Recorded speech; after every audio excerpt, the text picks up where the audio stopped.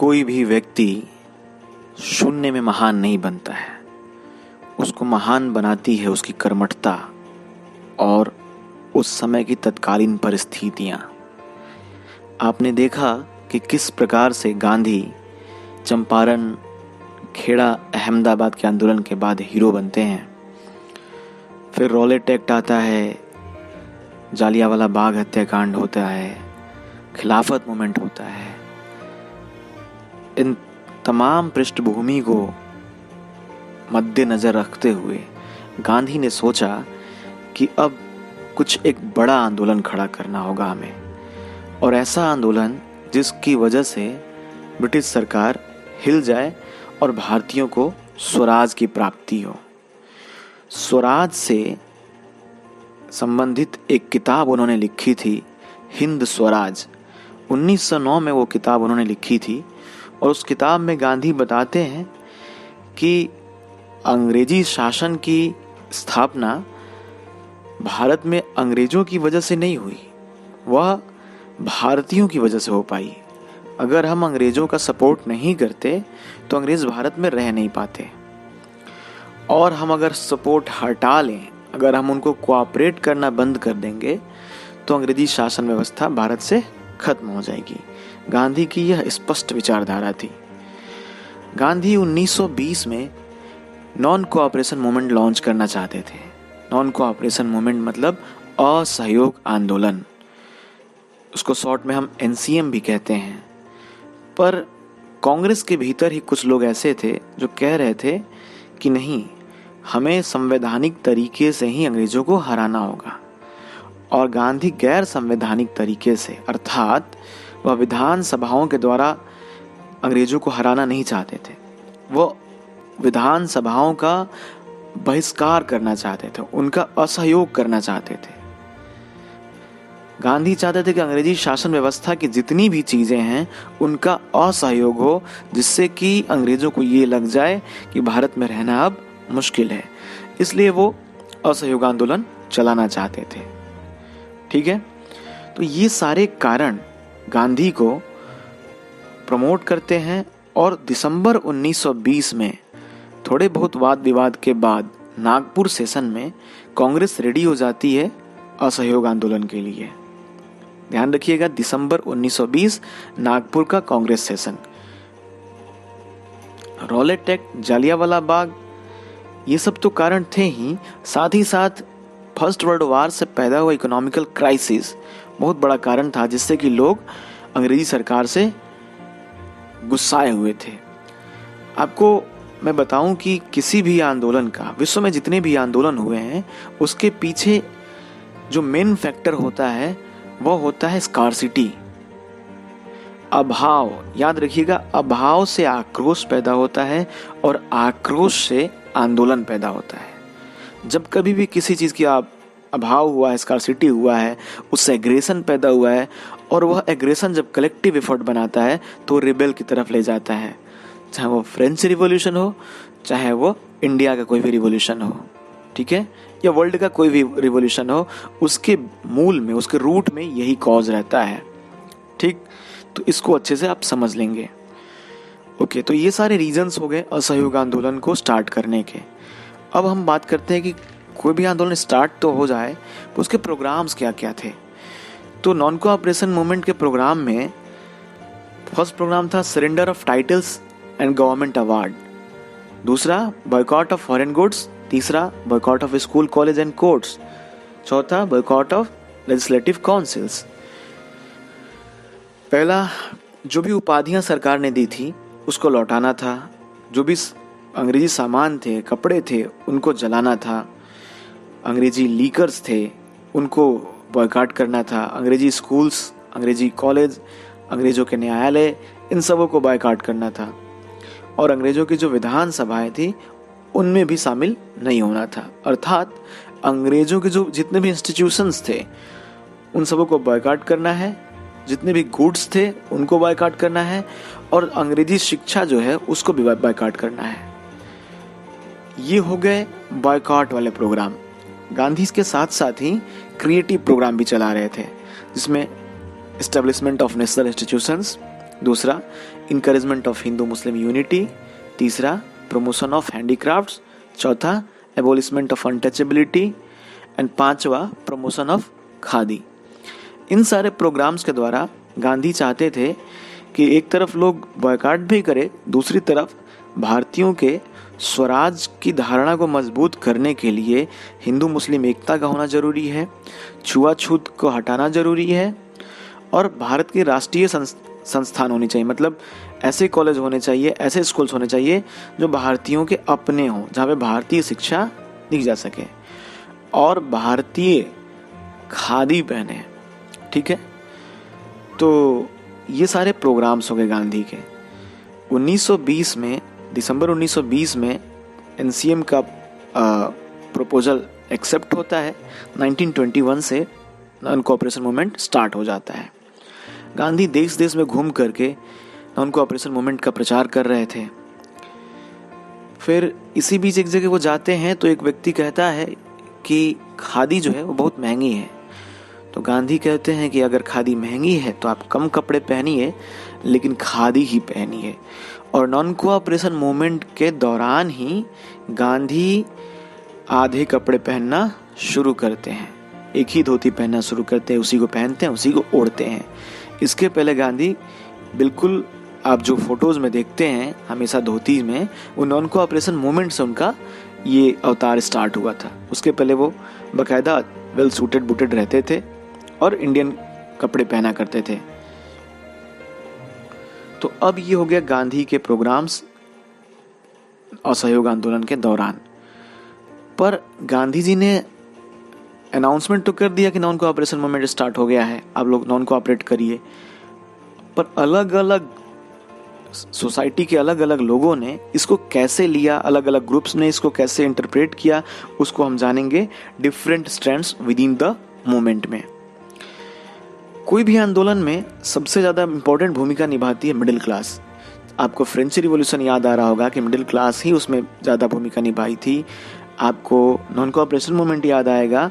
आपको अभी रिसेंट आंदोलन हम देखें तो जो अन्ना मूवमेंट हुआ था 2010-11 में, केजरीवाल के टाइम के बाद अन्ना मूवमेंट जो हुआ था, उसमें भी किसका योगदान था? मिडिल क्लास का। मिडिल क्लास ही जितने भी आंदोलन होते हैं उसकी अभाव, आक्रोश और आंदोलन स्टार्ट करती है। तो असहयोग आंदोलन में भी मिडिल क्लास का पार्टिसिपेशन ज्यादा था। स्कूलों से विद्यार्थी स्कूल छोड़ देते हैं, टीचर्स हेडमास्टर्स स्कूल छोड़ देते हैं, वकील अपना वकालत छोड़ देते हैं और नेता लोग काउंसिल का इलेक्शन बायकॉट कर देते हैं। इसमें भी एक्सेप्शन एक हो जाता है, मद्रास में वो काउंसिल इलेक्शन बायकॉट नहीं करते हैं। वहाँ की एक पार्टी थी जस्टिस पार्टी, वो पार्टी नॉन ब्राह्मण्स की थी। उस पार्टी के लोगों का ये मानना था कि कांग्रेस जो है वो ब्राह्मण्स की मेजॉरिटी वाली है और वो ब्राह्मण्स को ही रिप्रेजेंट करती है, उन्हीं को मौका अपॉर्चुनिटी देती है। तो हमें हमारी स्थिति को बदलने के लिए काउंसिल के इलेक्शन में हमें पार्टिसिपेट करना होगा, इसलिए उन्होंने बायकॉट नहीं किया। इसका आप ध्यान रखेंगे। अब इस आंदोलन के दौरान जब मिडिल क्लास अपोज कर रहा है, बायकॉट कर रहा है, तो इसका असर तो पड़ना ही था। जो फॉरेन गुड्स 102 करोड़ के आया करते थे वो घट के आधे हो गए और 57 करोड़ का इंपोर्ट होने लगा अंग्रेजी सरकार का। मतलब अंग्रेजी सरकार को इकोनॉमिकल घाटा होना शुरू हो गया था।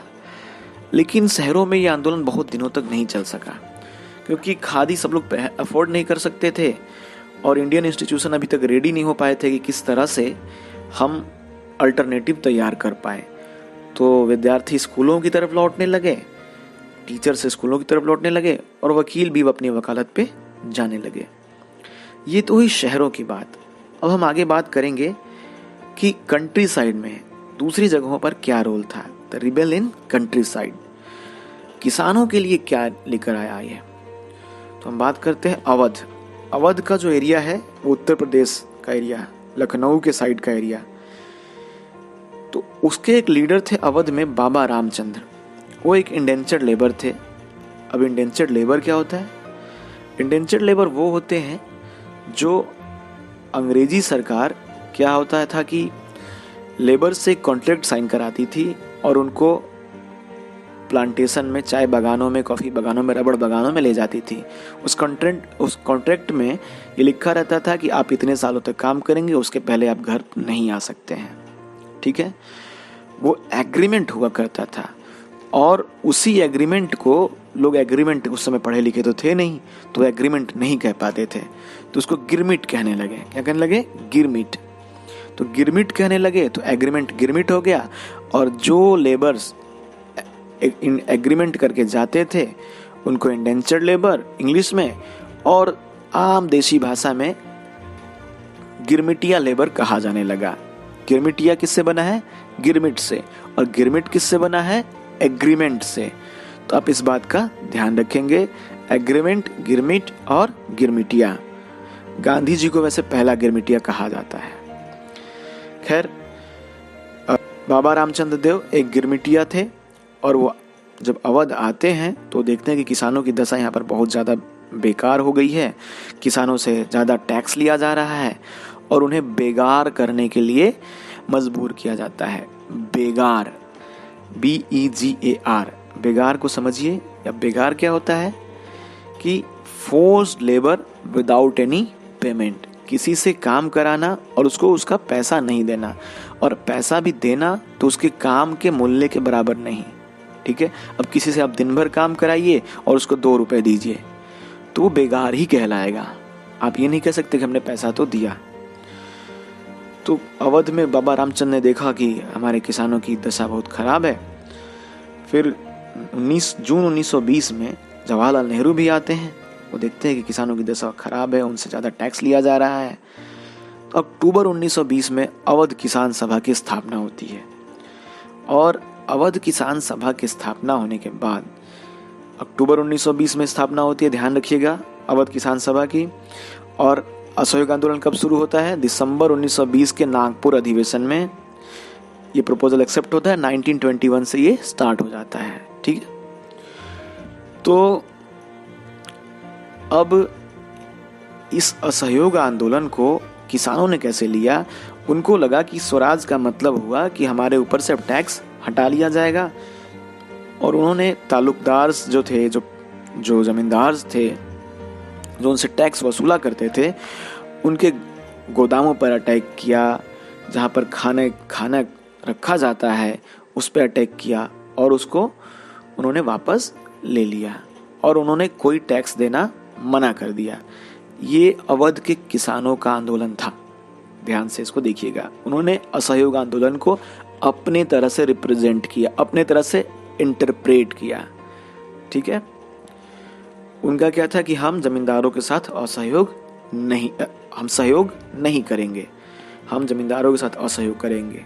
ठीक है, कहने का मतलब ये है कि जो भी जहां पर था उसके ऊपर जो भी ऑप्रेसिव पावर थे, जो उनको शोषण करते थे, उसका विरोध उन्होंने किया। अब हम बात करते हैं ट्राइबल्स की। तो आंध्र प्रदेश में गुडेम हिल्स है। गुडेम हिल्स में मिलिटेंट गुरिल्ला मूवमेंट शुरू होता है। मिलिटेंट गुरिल्ला मूवमेंट क्या है? गुरिल्ला वारफेयर एक वार की टेक्निक है जिसमें से लोग छुप कर वार करते हैं और फिर छुप जाते हैं। ठीक है, अब वहाँ पे मिलिटेंट गुरिल्ला वारफेयर शुरू करने के पीछे रीज़न क्या था? मैं आपको याद दिला रहा हूँ, फिर से आप याद करिएगा कि रीज़न किसी भी आंदोलन के क्या होते हैं? अभाव, आक्रोश और आंदोलन। ठीक है, वहाँ पे अंग्रेजी सरकार ने क्या किया था कि वहाँ के जो ट्राइबल लोग थे उनको उनके फॉरेस्ट में घुसने से, एंटर करने से मना कर दिया था।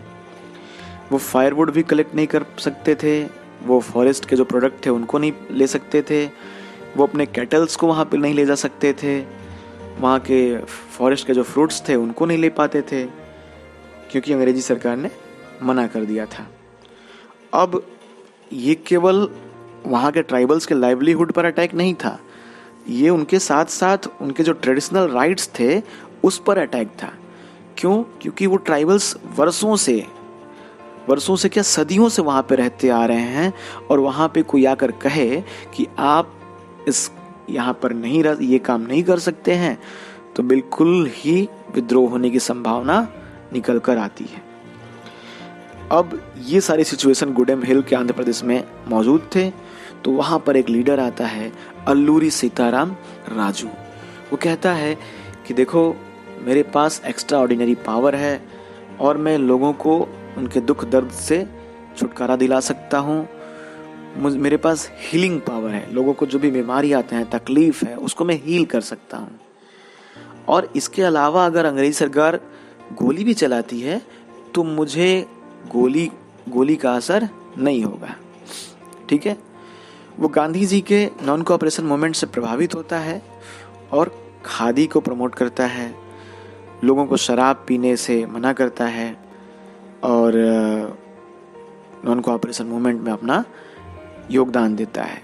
पर यहाँ पर थोड़ा सा डिफरेंस आ जाता है। अल्लूरी सीताराम राजू कहता है कि गांधी का सब कुछ ठीक है, बट उन्होंने जो लिबर्टी पाने का एक टूल बनाया है नॉन वायलेंस को, तो वो नॉन वायलेंस लिबर्टी पाने का टूल नहीं हो सकता है। अंग्रेजों को अंग्रेजों की भाषा में ही समझाना पड़ेगा। इस हिसाब से वो नॉन कोऑपरेशन को इंटरप्रेट करके गुरिल्ला वारफेयर शुरू करता है, पुलिस स्टेशन पर अटैक करता है, अंग्रेजी अफसरों पर अटैक करता है और कुछ दिनों तक ये चलता है, लेकिन बाद में उसे कैप्चर कर लिया जाता है और बाद में उसको एग्जीक्यूट करके फांसी दे दिया जाता है 1924 में। फिर बाद में वो एक फोक हीरो बन जाता है। ठीक, फोक हीरो का मतलब एक वहाँ की लोक कथाओं में एक हीरो बन जाता है। तो आपने अभी तक जाना पीजेंट्स के साथ क्या था, ट्राइबल्स के साथ क्या था। अब हम जानेंगे प्लांटेशन वर्कर्स के साथ क्या था। प्लांटेशन वर्कर्स वही जिनको इंडेंचर्ड लेबर बना करके असम में और दूसरी जगहों पर अंग्रेज ले गए थे। तो जब प्लांटेशन वर्कर्स ने सुना कि Gandhi non cooperation movement start किए हैं और स्वराज आने वाला है भारत में, 1 साल के अंदर स्वराज आ जाएगा, तो उनके लिए स्वराज का मतलब था कि चाय के बागानों में घंटों काम करने से उनको मुक्ति मिल जाएगी और उनको घर जाने की आज़ादी मिलेगी। अब चूंकि अंग्रेजों ने एक नियम बना के रखा था, उसको नियम को कहते हैं inland immigration act of 1859। Inland immigration act of 1859 के तहत ये था कि कोई भी प्लांटेशन वर्कर्स बिना परमिशन के घर जाने के लिए अलाउ नहीं है, और ये परमिशन उनको रेयरली मिला करती थी। मतलब एक तरह से वो उस चाय के बागान में, खुले बागान में कैद रहा करते थे। तो प्लांटेशन वर्कर्स ने सुना कि अब स्वराज आने वाला है, तो वो अपना बागान छोड़ करके भाग गए अपने अपने गांव की तरफ। लेकिन उन्हें रेलवे स्टेशन पर, स्टीमर्स पे पकड़ा गया और उन्हें बुरी तरह से मारा गया और उनको फिर कैद करके उनको फिर ले जाया गया, फिर उसी बागान में रख दिया गया। तो हमने देखा कि गांधी जी ने असहयोग आंदोलन शुरू किया और डिफरेंट ग्रुप्स के लिए असहयोग का मतलब डिफरेंट तरीके से निकल करके आता है। आप एक चीज़ देखिएगा इसमें कि पीजेंट्स के लिए ऑपरेसिव पावर कौन थे? जमींदार थे, जो उनसे ज़्यादा टैक्स लिया करते थे। ट्राइबल्स के लिए ऑपरेसिव पावर कौन थे? अंग्रेजी सरकार थी, जो कि उन्हें उनके डायरेक्ट प्रॉफिट किससे था? उनके फॉरेस्ट से अलग कर रही है। प्लांटेशन वर्कर्स के लिए क्या था? चाय बागान के मालिक थे, जो कि उन्हें उनके घरों से दूर किए थे। कहने का मतलब ये हुआ कि इन तीनों ग्रुप्स ने अपने अपने हिसाब से इंटरप्रेट किया आंदोलन को। ठीक है। और ये बात भी सही है कि व्यक्ति अपने डायरेक्ट हित को देखता है, और जब व्यक्तियों का समूह अपने डायरेक्ट प्रॉफिट को देखने लगता है तो उससे आंदोलन शुरू होता है। ठीक है। तो असहयोग आंदोलन इस तरह से आगे बढ़ता गया। लेकिन अचानक बीच में चौरी चौरा, जो गोरखपुर में एक जगह है चौरी चौरा, गोरखपुर में लोग साइलेंटली प्रोसेसन कर रहे थे अंग्रेज सरकार के खिलाफ। तो कुछ अंग्रेज मना करते हैं कि नहीं, आप यहाँ पे प्रोसेसन मत करिए।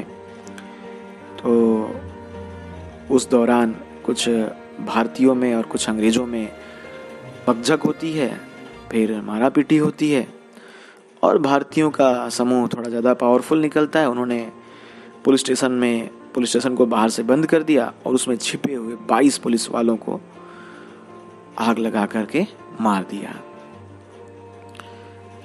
इस तरह से गांधी का जो नॉन वायलेंस वाला असहयोग आंदोलन था वो असफल हो जाता है। क्यों? क्योंकि एक बहुत बड़ा वायलेंस हो जाता है यहाँ पे, और गांधी को लगता है कि इंडिया और भारत के लोग अभी असहयोग आंदोलन के लिए और अहिंसक आंदोलन के लिए रेडी नहीं हुए हैं। ठीक, तो इस असहयोग आंदोलन को गांधी वापस ले लेते हैं। चौरी चौरा का यह कांड 5 फरवरी 1922 को होता है। तो 1921 में शुरू हुआ असहयोग आंदोलन 1922 में वापस ले लिया जाता है। वो तब वापस ले लिया जाता है जबकि आंदोलन अपने पीक पर था। गांधी जी की आलोचना भी बहुत होती है कि असहयोग आंदोलन को उन्होंने वापस क्यों ले लिया, पर गांधी उसका स्पष्टीकरण देते हैं कि अगर उस आंदोलन को वापस नहीं लेते तो पूरे भारत में ब्रूटल सप्रेशन होता, मतलब बुरी तरीके से दमन करती अंग्रेज सरकार। और हालांकि अंग्रेज सरकार ने किया भी, लेकिन उतनी बुरी तरीके से नहीं। और गांधी यहाँ पे असहयोग आंदोलन वापस ले लेते हैं और भारतीयों का मन एक बार फिर उदास हो जाता है कि अब हमारे स्वराज पाने में देरी और ज़्यादा होगी। लेकिन कोई भी आंदोलन उसकी असफलता उसके प्राप्ति से नहीं होती है, उसके प्रोसेस से होती है कि आप कितने आगे बढ़ पाए हैं।